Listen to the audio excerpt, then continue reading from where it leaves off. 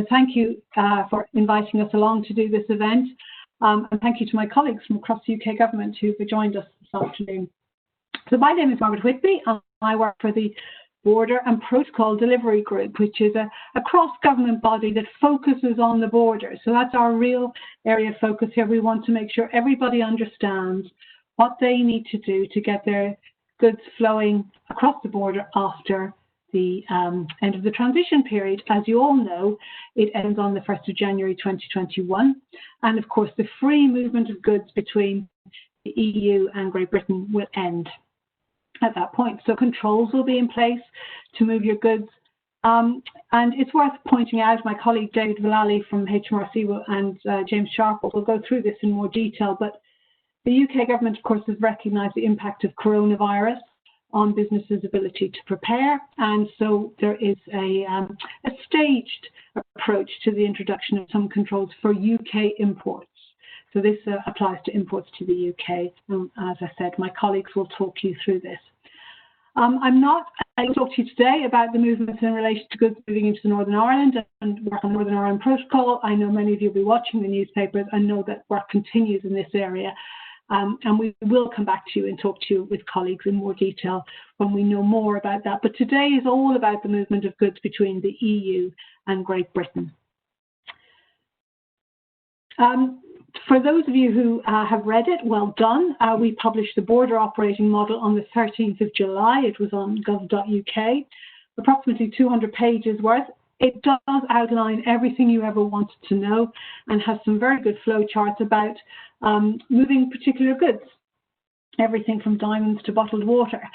But it will be updated.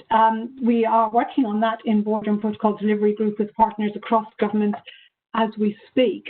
I have dipped out of doing that work to join you this afternoon.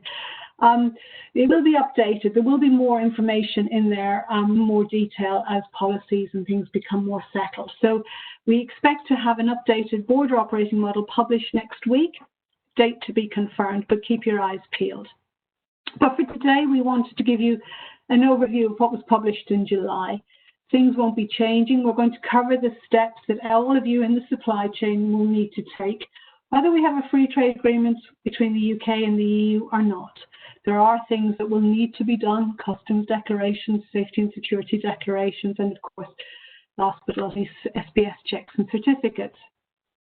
As I said, just to reiterate, the border operating model will be updated next week. It is due for republication, but the basic detail will remain the same. So I don't think this afternoon is a waste of time. Everything you learn, I think, will apply next week, and you will know more when we've updated that model.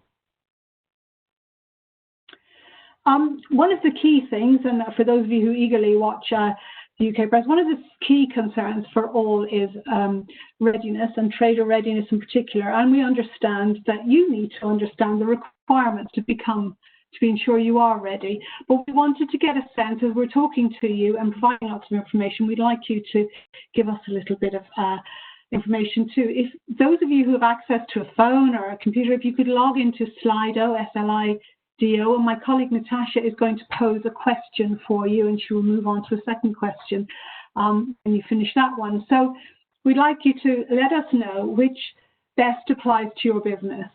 Do you know if the end of the transition period will impact your trade with the UK, or do you not know? Are you not aware of that? A very straightforward question. I hope I can guess the answer for the 460 participants we have at the moment, but we'll see. Thanks, Margaret. I've also pasted the link in the chat, so if you would prefer just to use the link that's in the chat bar there, then please do. I can see that some people have answered the first question, so I'll just leave that for a minute and then move on to the second one. Thank you very much. Yeah, Slido only allows us to pose one at a time. So we'll just give you a few moments for those of you who want to answer the first question, and then we will move on to the second question, which is a little bit more detailed.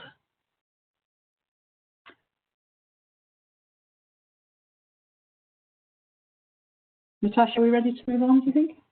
Yeah, I can still see the numbers creeping up, so I'm just going to leave it a second or two longer while people get their first answer in. we're on about 80% of participants saying, I know the transition period will impact trade with the UK.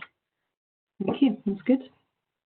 Okay, and I'm going to move it on to the second question now. So if you could all answer the second question as well, that would be brilliant. Thank you. Thank you very much. And this is about understanding where you are on your journey to preparation for the end of the transition period. This helps us with our planning too, so thank you. I'll move on with the slides and let you carry on answering that question. So a couple of key messages really from the UK government is to check, prepare and keep moving. As I said, and you'll be aware, there will be significant changes to trade between the EU and Great Britain at the end of the transition period. At the moment, if you're moving goods between the EU and GB, you'll need an invoice perhaps, and of course your ticket for the ferry or train that you use to get to Great Britain.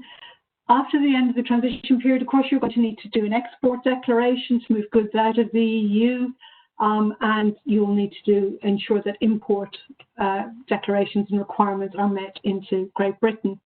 There will be increased customs formalities for moving goods. As I said, we will be taking a phased approach to import declarations in Great Britain and the UK. And there will be a waiver, not to spoil David's story, but there will be a waiver for entry summary declarations, that is safety and security declarations, for the first 6 months. So it gives businesses a little bit more breathing space. The UK has signed up and will be a member of the Common Transit Convention, so transit can be used from the 1st of January 2021. But all of that means really that at the moment, if you're moving goods, you've got maybe 2 formalities of the invoice and the transport documentation, and depending on your position in the supply chain, you could have at least 9 additional procedures. So there's quite a lot of preparation to do, and we understand that, and we hope this afternoon will help make it a little clearer for you. The first step on every journey, I think, for the EU and Great Britain traders and all in the supply chain is to think about the Economic Operator Registration and Identification Number, that is the Iori number. So those importing goods or exporting goods from the UK must have an Iori number issued by the UK after the end of the transition period, and EU importers and exporters will need to have Iori numbers issued by an EU member state. Iori numbers issued by the UK will not be valid in the EU at the end of the transition period. A UK haulier and indeed an EU haulier will need Iori numbers in the other customs territory if you're entering into formal procedures with that territory. So for instance, a UK haulier will need an EU Iori number if they are entering entry summary declarations in a EU member states ICS system.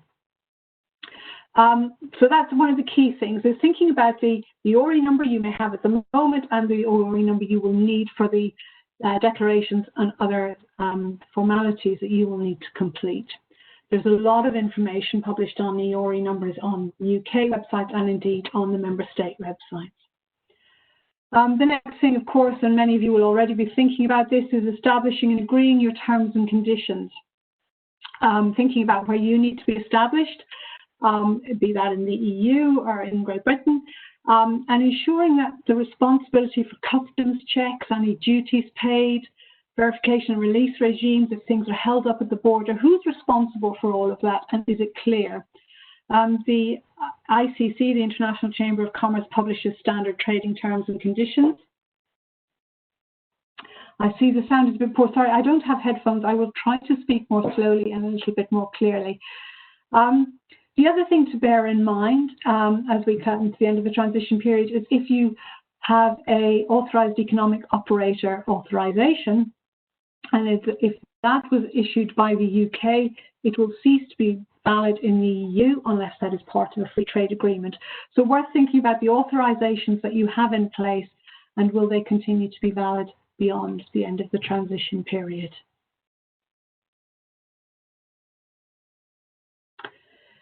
I touched on the Iori numbers.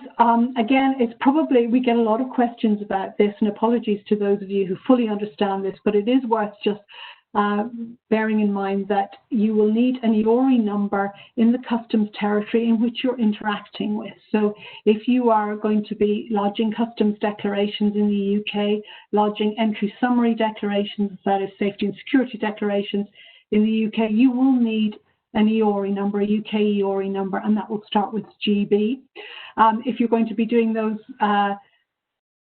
declarations and so on in the EU, you will need an EU Iori number, and that applies to traders and hauliers as well. So to get a UK Iori number, follow the link there to gov.uk. It's very straightforward, and we know that EU-based businesses have applied and received Iori numbers very quickly. We did a number of them with our events last year. To apply for an EU Iori number, we've added a link here, which many of you will be familiar with, to the Europa website that links off to the various customs websites in the different member states. You'll probably be aware, but some of the member states may not be able to issue Iori numbers while to GB-based businesses or UK-based businesses while we're still before we end the transition period. But there's quite a bit of information coming in the next iteration of our border operating model about this. The other question we get asked a lot of at these events across Europe is about being established in the UK or the EU. A business would need to be established in the UK or in the EU to meet a number of customs rules and to apply for customs authorizations in those customs territories. So if you want to consider using special procedures or indeed an AEO authorization, or you want to make simplified declarations in the EU or the UK, you will need to think about where you need to be established. Our colleagues in HMRC have published on gov.uk what being established in the UK means, and it varies depending on the individual, the corporations, the partnerships. But I've just listed here some of the evidence that you might need to be able to provide to say you are established in the UK. Things such as a certificate of registration, a physical premises, somewhere where HMRC can knock on the door if they need to, if you owe tariffs and so on. There's more detail, as I said, on gov.uk. And to be established in the EU, you need to be involved in an operation. You must have an EU VAT number. And as I said, UK businesses who wish to be established in the EU will need an EU registered company to do that. Much detail published on the Europa website and, as I said, on gov.uk. I think that's enough for me for the moment. I'd like to now hand over to my colleague David Vallali from Her Majesty's Revenue and Customs to talk us through some customs declarations.